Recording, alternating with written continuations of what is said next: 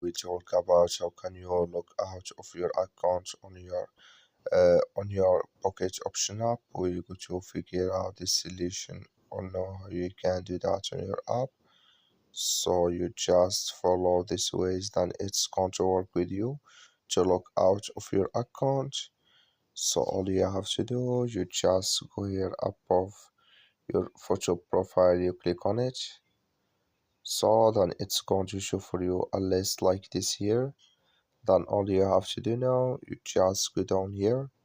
You'll find here log out. You click on it here.